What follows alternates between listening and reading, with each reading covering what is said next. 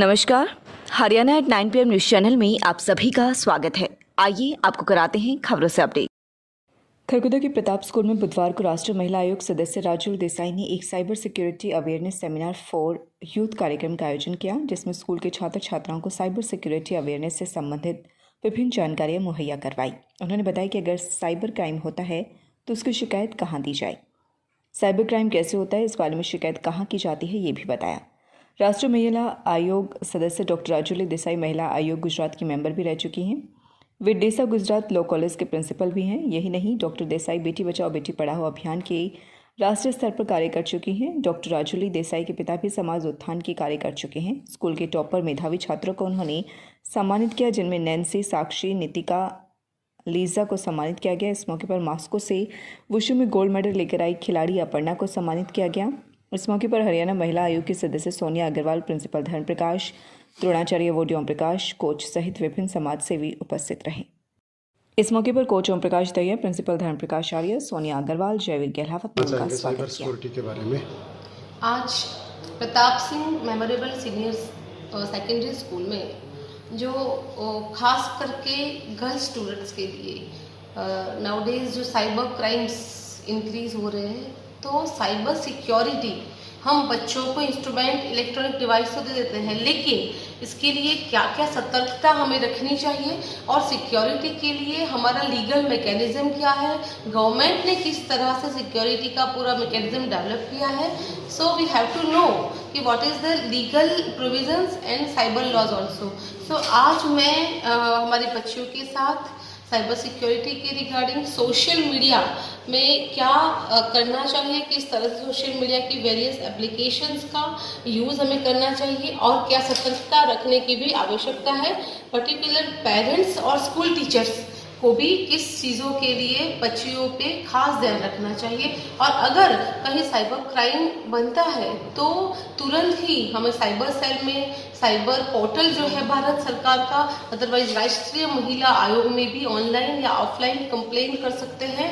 तो किस तरह से इस प्रकार की क्राइम की अवेयरनेस समाज में होनी चाहिए, तो ये हमारा एक राष्ट्रीय महिला आयोग का प्रयास है। As a member of national commission for women, मैं यहाँ तक हमारी गर्ल्स विलेज लेवल की बच्चियों को भी ये पता होना चाहिए कि हमारे लिए सिक्योर फ्रेमवर्क क्या होना चाहिए और we have to maintain digital discipline. धन्यवाद। मैडम, किस तरह से इसको रोका जा सकता है, इसके बारे में? किस तरह से रोका जा रहा है, एक्चुअली हमारा यही प्रयास है। पहले तो आप जानें कि कहाँ आप गलत है, कहाँ हमारी, मान लो कि कोई भी गर्ल्स की फोटोज को शेयर करना, उसको उसकी वीडियो वायरल करना, सो उसकी मर्जी के बिना विदाउट हर कंसेंट कोई भी आदमी उसकी फोटोज और वीडियो वायरल महिला की नहीं कर सकता है। और अगर करता है और हमें उस पर एतराज जताना है तो हम लीगली साइबर सेल जो डिस्ट्रिक्ट पुलिस में है वहाँ कंप्लेन कर सकते हैं। हरियाणा सरकार में भी पूरा साइबर यूनिट है, उस पर भी कंप्लेन कर सकते हैं। राष्ट्रीय महिला आयोग को पर्टिकुलर डायरेक्टली ऑनलाइन कंप्लेन कर सकते हैं।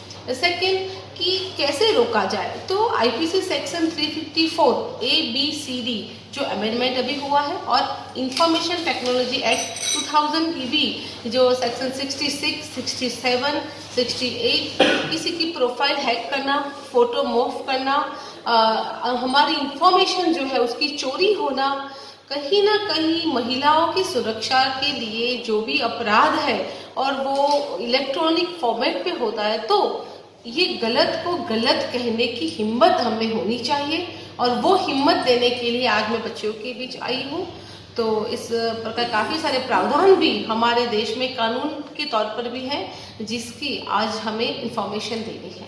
मैम, जैसे आप लॉ कॉलेज की प्रिंसिपल भी हैं, आप महिलाओं के अधिकारों के बारे में क्या कुछ बताना चाहेंगी, जैसा कि उनके साथ दहेज को लेके और दूसरी चीज़ों को लेके भी उनको प्रताड़ित किया जाता है? मैं देश की आधी आबादी की सुरक्षा के लिए जब चिंता करते हैं हम, तो मैं ये कहना चाहूँगी कि अगर महिला के साथ गलत हो रहा है, अन्याय हो रहा है, वो कहीं ना कहीं प्रताड़ित हो रही है, घरेलू हिंसा से, दहेज के लिए अगर हिंसा हो रही है, कहीं ना कहीं एक्स्ट्रा मैरिटल अफेयर्स हस्बैंड के हैं, महिला चुप रहकर उसको सहन कर रही है, तो इन सब चीज़ों से बाहर आने के लिए महिला को एक कदम उठकर आगे आना होगा। उसको अन्याय के खिलाफ आवाज़ उठानी होगी और कानून जो है हमारे देश का वो राइट टू इक्वालिटी और लिबर्टी की बात करता है, right to live with dignity की बात कर रहा है।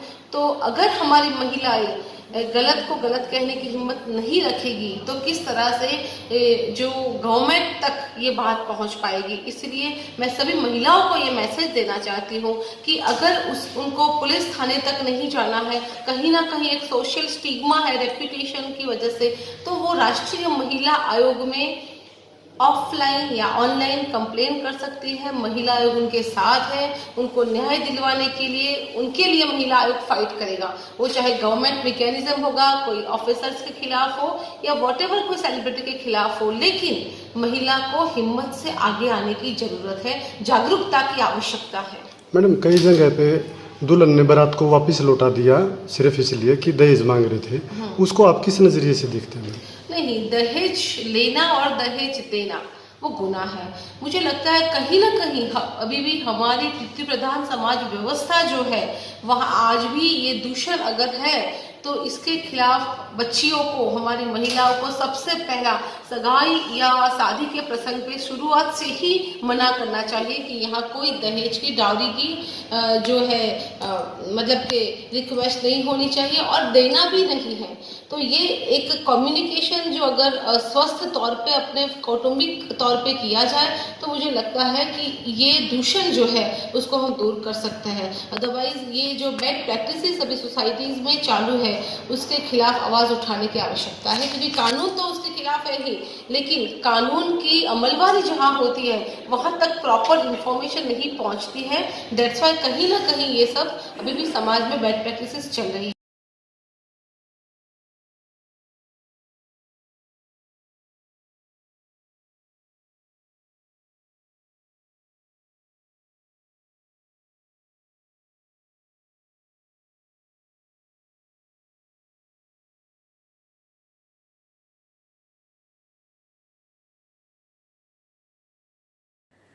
ट्यूलिप हॉस्पिटल सोनीपत निशुल्क बैरिएट्रिक कैंप जांच शिविर दिनांक 5 मार्च 2022, समय सुबह 10 बजे से दोपहर 2 बजे तक।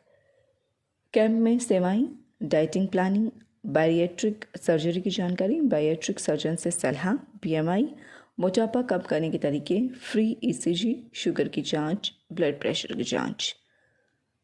बाय डॉक्टर प्रखर Gupta, bariatric and metabolic surgeon. Registration करवाने के लिए संपर्क करें 70 565 11 111 81 999 34 919। मैं doctor Gagan Kansal, joint replacement surgeon, Tulip hospital. आज हम इस माध्यम से जॉइंट रिप्लेसमेंट सर्जरी के बारे में बात करेंगे। Joint replacement surgery most common surgery जो आज के दिनों में परफॉर्म की जाती है। जॉइंट रिप्लेसमेंट में सबसे ज़्यादा जो जॉइंट रिप्लेस किया जाता है वो नी है, घुटना है। जॉइंट रिप्लेसमेंट सर्जरी के बारे में कहा जाता है कि हड्डी को काटा और जॉइंट जोड़ को बदला गया। नॉर्मली ये ऐसा नहीं होता है।